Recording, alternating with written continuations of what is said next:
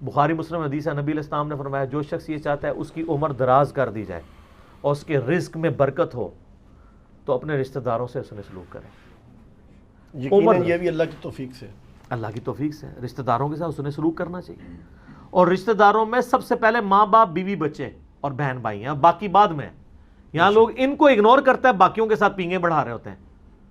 پہلا حق ان کا ہے، ان کے ساتھ حسن سلوک کریں. اور انسان جب اپنے آپ کو رکھ کے دیکھتا ہے نا، یار میرے ساتھ اگر یہ معاملہ بن گیا اور میرے یعنی مرنے کے بعد میرے بہن بھائی میری اولاد کے ساتھ کیا کریں گے، تو سر اگر آپ کے بہن بھائی آپ کی زندگی میں مر گئے ہیں تو آپ اپنے آپ کو ادھر رکھ کے دیکھیں تو ان کی اولاد کو بھی اپنی اولاد سمجھیں. اور میں آپ کو بتاؤں at the end of the day Allah تعالیٰ سب کو برابر کر دیتا ہے. آپ دیکھیں گے کئی لوگ ہیں جن کی زندگی کے اوائل انتہائی دکھ میں گزرے ہیں، لیکن پھر پوری زندگی اللہ تعالیٰ نے ان کو سکھی رکھا ہے. کئی ایسے ہیں کہ جو پوری زندگی سکھی رہے ہیں لیکن پھر آزمائش ان پہ بڑھاپے کے وقت میں آ گئی ہے، بیماری کی شکل میں، کسی اور شکل سے. اور بعض ایسے ہیں کہ جن کو پوری زندگی غم سے عبارت ہوتی ہے، ایسے لوگ بھی ہیں. لیکن جب آخرت میں آپ ان کو دیکھیں گے نا موجیں مارتا ہوا، تو مسلم شریف میں حدیث ہے، عبداللہ بن عمر کہتے ہیں نبی علیہ السلام سے میں نے خود سنا تھا کہ میرے غریب صحابہ میرے امیر صحابہ سے 40 سال پہلے چلے جائیں گے. ظاہر ہے قیامت کا دن 50,000 سال کا دن ہے، اس میں 40 سال تو کچھ بھی نہیں ہے. وہ 40 سال پہلے جنت میں چلے جائیں گے. لیکن 40 سال آپ دیکھ لیں کتنے زیادہ ہوتے ہیں صرف غریب ہونے. اس لیے عبداللہ بن عمر غریب صحابہ کے ساتھ بیٹھا کرتے تھے کہ یار چلو چنگے دے لڑ لگ جائیے. نانگے پیر نہیں، غریب صحابی، درویش لوگ. تو مال فتنہ ہے اس حوالے سے. بخاری مسلم میں حدیث ہے، نبی علیہ السلام نے فرمایا کہ ابن آدم کہتا ہے میرا مال میرا مال میرا مال. حالانکہ تیرا مال تو وہ ہے جو تو نے کھا لیا یا پہن کر بوسیدہ کر لیا یا اللہ کی راہ میں خرچ کر کے آخرت کے لیے ذخیرہ کر لیا، باقی تو تیرے ورثہ کا مال ہے. بخاری مسلم میں حدیث ہے انسان کے 3 دوست ہیں. ایک وہ ہے کہ جو ساتھ جاتا ہے قبر کے اندر، 2 باہر ہی رہ جاتے ہیں. اس کے اعمال قبر میں ساتھ جاتے ہیں، اس کے رشتہ دار اور مال باہر ہی رہ جاتے ہیں. بخاری مسلم دونوں میں حدیث ہے، نبی علیہ السلام نے فرمایا ابن آدم کے پاس اگر سونے کی 2 وادیاں ہوں تو وہ تمنا کرے گا تیسری بھی آ جائے، اس کا پیٹ صرف قبر کی مٹی بھرے گی. بخاری و مسلم دونوں میں حدیث ہے. یہ نہ سمجھیے گا یہ بزرگوں والا ہے، یہ واقعی بخاری مسلم دونوں میں حدیثیں ہوتی ہیں جو میں بیان کر رہا ہوتا ہوں، پوری ذمہ داری سے کر رہا ہوتا ہوں کہ اے اللہ محمد اور آل محمد کو بس اتنا ہی رزق دینا کہ ان کی روح اور جسم کا رشتہ برقرار رہے. بخاری اور مسلم دونوں میں حدیث ہے. اما عائشہ کہتی ہیں کہ نبی علیہ السلام کی وفات تک ہماری یہ حالت تھی، بعض اوقات 1 مہینہ، بعض اوقات 2، بعض اوقات 3 مہینے تک ہمارے گھر میں چولہا نہیں جلتا تھا. 2 کالی چیزوں پہ، کھجور اور پانی پہ گزارا ہوتا تھا، وہ بھی کوئی ٹن و ٹن نہیں، 2 کھجوریں صبح 2 شام اور 1 میٹھا پانی کا پیالہ صبح اور 1 شام. حالانکہ خیبر کے بعد وسعت مل گئی تھی، نبی علیہ السلام نے فقر اڈاپٹ کیا ہوا تھا. بخاری مسلم دونوں میں حدیث ہے جب نبی علیہ السلام نے ایلا کیا تھا 1 مہینے کے لیے اپنی بیویوں سے ناراض ہو کے چھت پہ شفٹ ہو گئے تھے، جو حضرت عمر ان کو ملنے گئے تھے، آپ کے جسم مبارک پہ چٹائی کے نشان تھے، تو حضرت عمر رو پڑے، یا رسول اللہ کیسر و کسریٰ تو دنیا کے مزے لوٹ رہے ہیں اور آپ اللہ کے رسول ہو کے یہ حالت آپ کی. آپ فرمایا کہ اے عمر کیا تم اس بات پہ راضی نہیں ہو کہ کیسر و کسریٰ دنیا کے مزے لوٹیں اور ہم آخرت کی سعادت؟ اے عمر کیا دنیا کی حقیقت ابھی بھی تجھ پہ نہیں کھلی؟ سر نبی علیہ السلام سے اتنے سخت جملے جس عمر نے سنے ہوئے تھے نا، وہی عمر اس قابل تھا کہ اس کے دور میں رومن اور پرشین امپائر گرتی اور 1 ٹکا آرام کا کسی کو نہ کھانے دیتا، ٹنڈ کے رکھا ہوا تھا. حضرت عمر کے بعد کیا ہوا ہے؟ مینجمنٹ کمزور ہو گئی ہے، وظیفوں پہ لوگ لگ گئے، تھیندے ٹھیک ہے. اسی لیے کہا جاتا ہے ابو بکر اور عمر کی خلافتیں محفوظہ ہیں اور عثمان و علی کی خلافتیں مفتونہ ہیں. اس لیے نہیں کہ وہ خلفاء برے تھے، اس لیے کہ اس میں فتنے کا دور تھا، وہ اسپیشل پروٹیکشن تھا. بخاری مسلم میں حدیث ہے میری امت اور فتنوں کے درمیان دروازہ عمر ہے، جب یہ دروازہ توڑ دیا جائے گا فتنے شروع ہو جائیں گے. وہ فتنے کیا شروع ہوئے؟ دنیا کی محبت. جو بخاری میں حدیث نہیں ہے، وہ جو نبی علیہ السلام جب ہجرت کر رہے تھے تو حضرت ابوبکر رضی اللہ تعالیٰ عنہ آپ کے ساتھ تھے، تو ایک شخص جو کافروں کی طرف سے 100 اونٹ انعام رکھا گیا تھا تو وہ پیچھا کرتے، ابن جوشم کیا نام تھا اس کا؟ سوراقہ. ابن مالک ابن جوشم، وہ پیچھے آیا، اس کا گھوڑا دھس گیا، 2-3 بار ہوا، اس کو یقین ہو گیا، اس نے کہا میں آپ کی کوئی مدد کر سکتا ہوں تو بتائیں. تو حضرت بکر نے کہا کہ بس ادھر کی طرف نہ کسی کو آنے دینا ہمارا پیچھا کرنے کے لیے. تو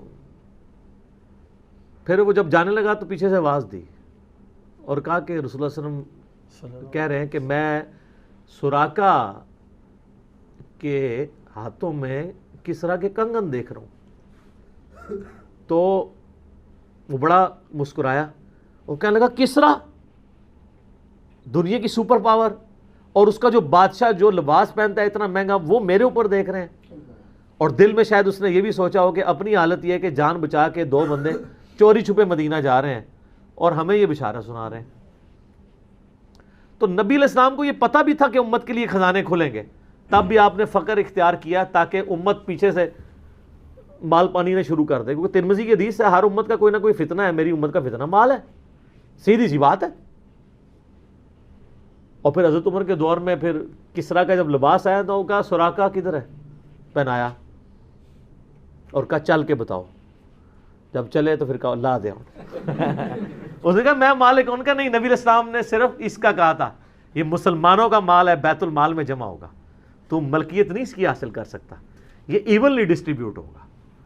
تو سر، اور اس کے بعد پھر حضرت عمر رو پڑے. یہ سارا انہوں نے فلمایا عمر سیریز کے اندر. تو صاحب نے کہا آپ کیوں رو رہے ہیں؟ انہوں نے کہا کہ رسول اللہ مجھ سے بڑھ کر اللہ کو عزیز تھے، لیکن ان کی زندگی فقر میں گزری، اللہ نے یہ خزانے ان کو نہیں دیے. اور حضرت ابوبکر مجھ سے بڑھ کر اللہ کو عزیز تھے، ان کے دور میں یہ نہیں آئے. اس آزمائش میں اللہ نے مجھے ڈالا ہے اور میں ڈرتا ہوں کہ میرا کیا بنے گا. اسی لیے بخاری مسلم میں آتا ہے نا، جب ان کو زخم لگا اور لوگ نا امید ہو گئے تو پھر لوگ آ کے ان کی فائنل زیارت کر رہے تھے، کیونکہ کھاتے پیتے تھے تو وہ میدا کٹا ہوا تھا، نکل جاتا تھا. اسی حالت میں بخاری میں آتا ہے ایک نوجوان آیا، اس کا تہمت ٹخنوں سے نیچے لٹک رہا تھا. جب وہ جان لگا تو بیماری کی حالت میں حضرت عمر کہہ رہے ہیں لڑکے اس کو تہمت کو ٹخنوں سے اونچا کر، اس سے تیرے کپڑے بھی پاک رہیں گے اور یہ سنت بھی ہے. یہاں ہم لوگوں کو کہتے ہیں شلواریں یار نیچے روبڑ رہی ہیں. حضرت عمر نزع کے عالم میں بھی ٹخنوں سے اوپر شلوار کر رہے. حضرت عمر وہابی نہیں سن سر، وہ صحابی سن، ان کو پتہ تھا یہ سنت ہے. اور نزع کے عالم میں تہمت اوپر کروا رہے ہیں، یہ بخاری کے الفاظ ہیں.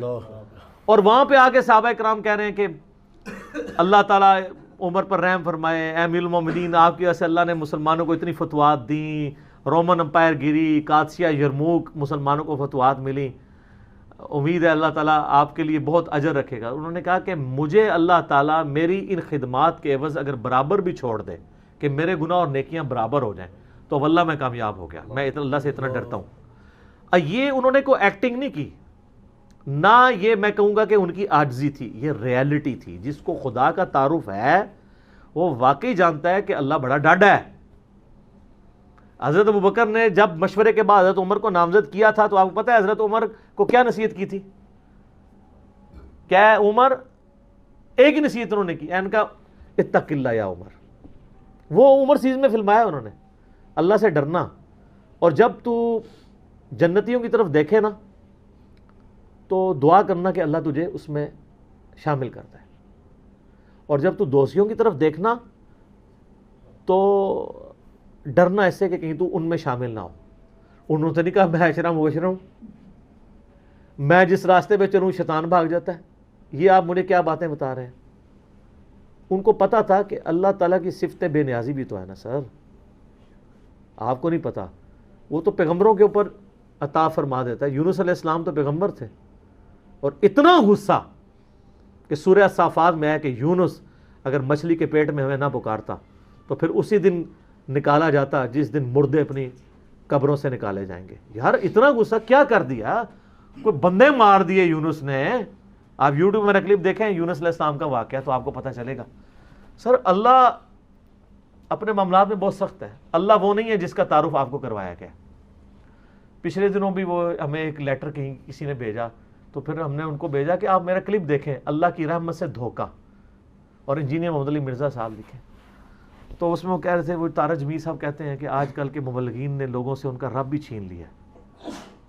اور ان کو ڈراتے رہتے ہیں. سر کیوں نہ ڈرائیں اللہ کے بندو, قرآن کا ڈومیننٹ پورشن ہے ہی تذکیر ہے, بلکہ قرآن کا تعارف ہی تذکیر ہے, نصیحت ہے, ڈر سنانا ہے, ڈر سنانا.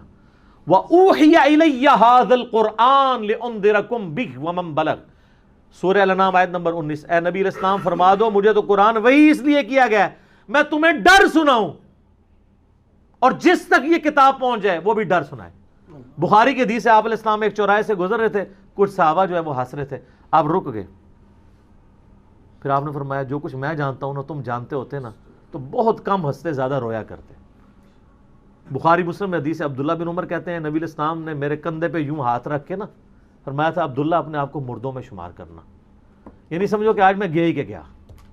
سر جب یہ تلوار کسی کے سر پہ لٹک رہی ہو نا پھر اس کا قبلہ سیدھا رہتا ہے, ادروائز وہ یتیموں کا مال بھی ہڑپ کرے گا, بہنوں کی جائیداد پہ بھی قبضہ کرے گا, اور وہ ماں باپ بھی جو اپنی زندگی میں بیٹوں کو سب کچھ دے کے چلے جاتے ہیں اور بیٹیوں کو محروم کرتے ہیں. ہمارے پاس تو لوگ آتے ہیں, ہم ان کو کہتے ہیں تمہارے ماں باپ دوزخ میں جل رہے ہوں گے, اب بھی ٹائم ہے کہ ان کی وصیت بدل دو. قرآن میں بھی ہے کہ اگر کوئی غلط وصیت کر کے جاتا ہے وصیت بدلو, اس کو عذاب سے بچاؤ. تو کئی لوگ ہیں میں نے دیکھا ہے ملینز آف روپیز انہوں نے ماں باپ کے مرنے کے بعد ان کے نام پہ ہوئے اپنی بہنوں کو واپس کیے ہیں کہ چلو یار ہمارے ماں باپ دوزخ میں جانے سے بچ جائیں گے. اگر آپ کے ماں باپ کی محبت آپ کے دل میں ہے نا تو خدا کے لیے اگر آپ یہ نہ کہیں کہ میرے ماں باپ دے گئے ہیں تو وہ جانے اور ان کا کام, یار وہ آپ کو دے کے گئے, آپ کے ساتھ نیکی کر کے گئے, اور آپ ان کے ساتھ یہ بھی نیکی کرنے کے لیے تیار نہیں ہے کہ جو مال انہوں نے کمایا تھا وہ ان کو دوزخ سے رہائی سے عطا کرنے کے لیے آپ ان کے لیے خرچ کر دیں جو آپ نے نہیں کمایا ہوا. تو کتنے بڑے ناہنجار اولاد ہیں آپ. سنن ابن ماجہ کی حدیث ہے تو اور تیرا مال تیرے باپ کا ہے,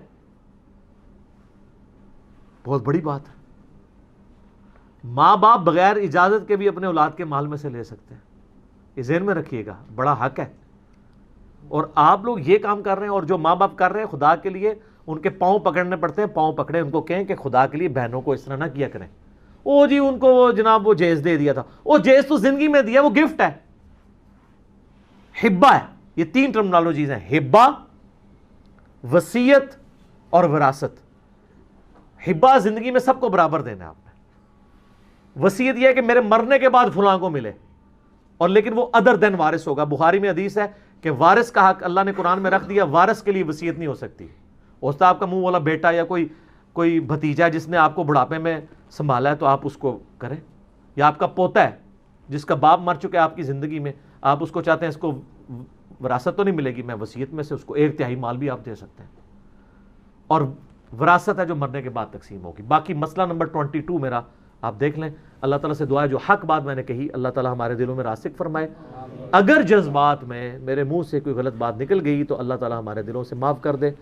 ہمیں کتاب و سنت کی تعلیمات پر عمل کر کے دوسرے بھائیوں تک پہنچانے کی توفیق عطا فرمائے. سبحانک اللہم و بحمدک اشہد ان لا الہ الا انت استغفرک و اتوب الیک وما علینا الا البلاغ المبین. جزاکم اللہ خیرا.